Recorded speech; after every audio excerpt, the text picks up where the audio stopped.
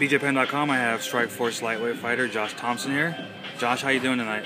I'm doing good, man. We're just getting some food in me right now, rehydrating, and getting ready for tomorrow. Okay, I'm not going to ask you all the same repetitive questions you've been getting for the past couple weeks, but now that we're done with weigh-ins, you know, we were all at weigh-ins together, how do you feel? How did the weight cutting go and all that stuff? You know, I got to tell you, the weight cut was probably one of the easiest I've had since I've been fighting. So a lot of it has to do with dieting, a lot of it has to do with you know, other things. So it was just keeping my weight down and just, you know, focusing on training and stuff right now. So the weight cut was easy. Okay. Now you fight tomorrow, KJ Nunes, and I've noticed you guys are real friendly with each other. There's no rivalry, there's no trash talk, there's none of that stuff between you guys. Clowning around at weigh-ins even. I wonder, how do you get yourself up? What is the mentality going in to fighting somebody who you're actually kind of cool with? You know, it's actually easier for me to motivate myself to fight a friend, somebody that you know that respects you, somebody that you respect. You know, the guys that really irritate me and get under my skin, and when I gotta fight those guys, there's just so much focus on like whether like you don't want to lose to them, or you know like it drives you mad during your training camp. And not only that, but then also when you're in the fight, you wouldn't go for things that you normally would go for with somebody that you actually respect, and you really want to lay it all on the line. That's just my perspective. Some guys maybe would do something different, but I gotta say honestly, like when I'm fighting somebody that I respect, I'm gonna let it all hang out rather than just focus on trying to get the win. Okay. Now, is this your first fight with Strikeforce under the Zuffa banner? Yes, it is. How's the whole experience going with Zuffa? You know, I mean, I used to fight for them before, so I've been with them since, you know, back in the day, and I'm 44, 46, 49, so, you know, it was like years ago. Right. But, you know, it's still nice to see some friendly faces and stuff, and, you know, majority of people are still with the company, and you know, so it's been great. I mean, realistically, I still see Scott Coker here all the time, and you know, you know, and so everything's been great. Nothing to me, realistically, nothing has changed. And the great thing about it is that you know, as a fighter, you don't focus on that stuff. You just focus on fighting and winning, and that's realistically what it all comes down to: is making sure that you fight. You know, you train hard, you fight, and you win. That's it. Okay. Now I want your take on this. There's actually Zuffa's throwing 2 fights this weekend. One's going on right now, the UFC on FX card with Martin Kampmann and Thiago Alves, and then it's this fight. You and KJ, Ronda and Misha are on the card, and this fight is actually, in my opinion, in a lot of media, it's overshadowing the UFC fight.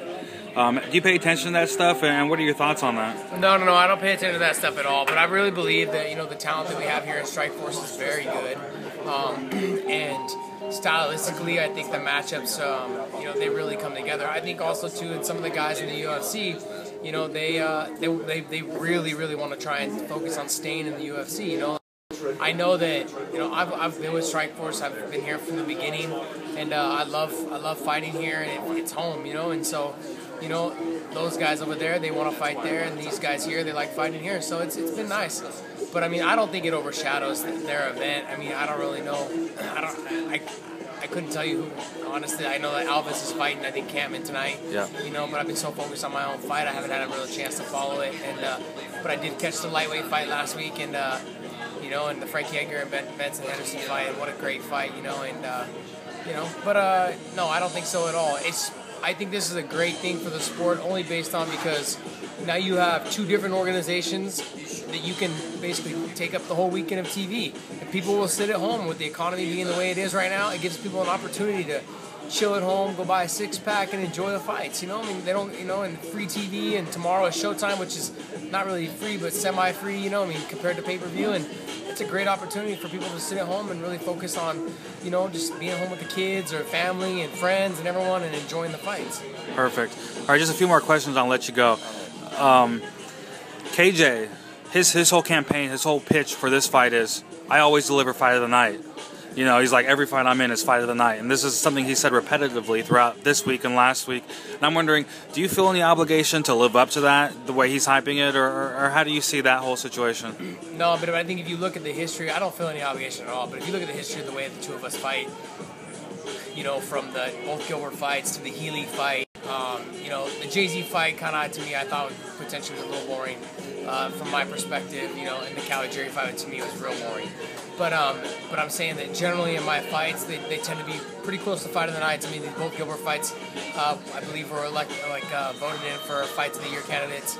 And then, you know, the Healy fight for me was just almost like a do or die fight. Like, you just fought, you know, you just lost your belt. You need to get your act together, and you know, and make sure you set an example, you know, set the tempo for a comeback, you know. And that fight just threw me off. He was a lot tougher than I thought, and but I was able to get the win in the finish in a dramatic kind of fashion.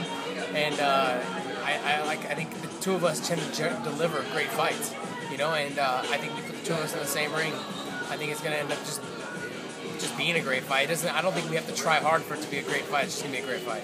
Okay. And then my last question to you is this.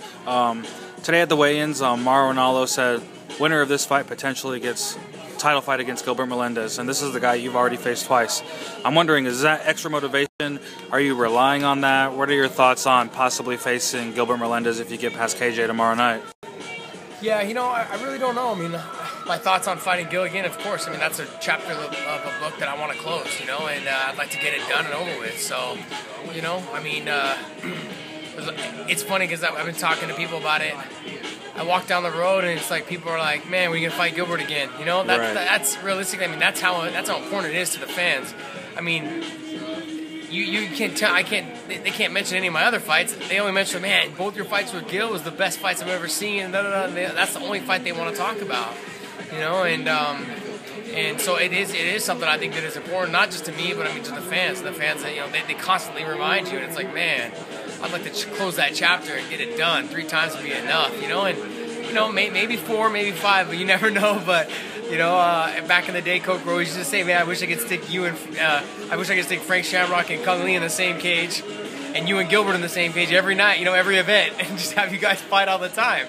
And I was like, "Yeah, you know, as long as you're taking care of us, that's all we matter. You know, we'd fight our butts off." So that's realistically what it came down to. And hopefully the fight comes around again. But like I said, I'm not looking past KJ.